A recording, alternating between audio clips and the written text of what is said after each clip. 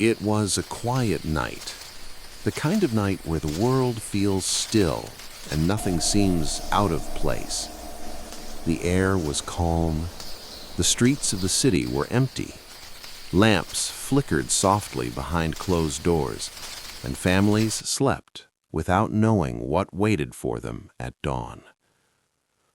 Inside a modest house in the city of Dothan, the prophet Elisha rested. Nearby was Gehazi, his servant, young, loyal, observant, and still learning what it meant to trust a God he could not always see. Neither of them knew that while they slept, an army was moving. Not a small group of soldiers, not scouts, but horses, chariots, armed men, all surrounding the city. And by morning, there would be nowhere to run. The king of Aram had grown frustrated, angry even, confused. Every time he planned an attack against Israel, his strategy failed. Every ambush was avoided. Every secret move was exposed before his soldiers even arrived. At first, he suspected betrayal. "Which one of you is informing the king of Israel?" he demanded. But one of his officers answered carefully, "None of us, my lord. It is Elisha, the prophet in Israel. He tells the king even the words you speak in your bedroom." That name, Elisha, changed everything. The king didn't argue. He didn't doubt it. He simply gave an order. "Find out where he is. I will send men to capture him." And when the report came back, Dothan, the decision was made. That very night, an army marched silently through the darkness. When the sun began to rise, Gehazi woke early. He stepped outside, expecting another ordinary day, water to fetch, tasks to prepare, the routine of service. But the moment he lifted his eyes, his breath caught in his throat. Soldiers, everywhere. Horses, chariots, weapons glinting in the morning light. The city was completely surrounded. There was no escape, no warning, no chance. Fear flooded his chest. He ran back inside, panic in his voice, his words tumbling over one another. "My master, what shall we do?" It was not just a question. It was desperation. It was the kind of fear many of us know too well. The fear that comes when problems surround us from every side, when the bills pile up, when the diagnosis arrives, when the job disappears, when danger feels closer than safety. Gehazi saw soldiers. That's all he could see. Elisha listened.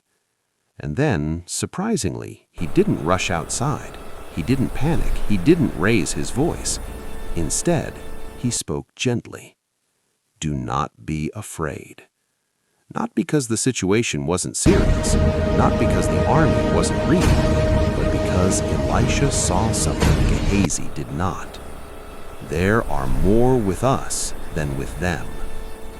Those words must have sounded impossible. More? Where?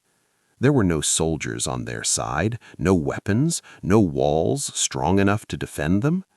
But Elisha wasn't speaking about what could be seen. Elisha prayed, not a long prayer, not a dramatic one. "Lord, open his eyes so that he may see." And suddenly, everything changed. Gehazi's vision shifted. The ordinary world pulled back like a curtain, revealing a deeper reality that had been there all along. The hills around them were filled, not with enemies, but with fire. Horses of fire, chariots of fire, an army far greater than the one below, silent, powerful, unmovable. The protection of God. What Gehazi thought was the end was actually the safest place he could be. This is where the story reaches us, because we, like Gehazi, often judge life by what we can see. We see problems, we see threats, we see losses, but we do not always see protection. We do not see purpose. We do not see God at work behind the scenes. Faith does not deny reality. Faith reveals a deeper one. As the Aramean soldiers advanced toward Elisha, confident and prepared, the prophet prayed again. This time his words were different. "Lord, strike this army with blindness." And instantly confusion swept through the soldiers. They could see, but not clearly. They could walk, but without direction. They were powerful men, completely helpless. Elisha stepped forward.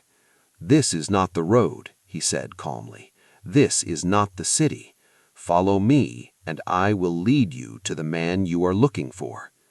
And they followed, not knowing they were being led straight into the heart of Israel. When the Aramean army arrived in Samaria, Elisha prayed again, and their sight returned. Suddenly, they realized where they were, surrounded, vulnerable, defeated without a single sword lifted. The king of Israel was ready. "My father, shall I kill them? Shall I strike them down?" It would have been easy, justified even. But Elisha stopped him. "No, do not kill them. Would you kill prisoners captured by your own sword? Set food and water before them. Let them eat and drink, and then send them home." So the king prepared a feast, not an execution, a meal. And the soldiers returned to their land, no longer enemies, and the raids stopped. This is not just a story about ancient armies and prophets. It's about fear and trust, sight and faith, power and mercy. It reminds us that we are not as alone as we feel. We are not as surrounded as we think. God's protection often works quietly, invisibly, patiently. For children, it teaches courage. For adults, it teaches perspective. For everyone, it teaches hope. Sometimes the prayer we need is not "remove the problem," but "open my eyes," because the hills may already be filled with help. The night Gehazi feared most became the day he learned the most. And maybe, for someone listening right now, this story is not about Elisha or soldiers at all. Maybe it's about you, standing in the middle of fear, surrounded by questions, wondering what to do next. And maybe, just maybe, the answer begins the same way. Do not be afraid. Those who are with you are more than those against you.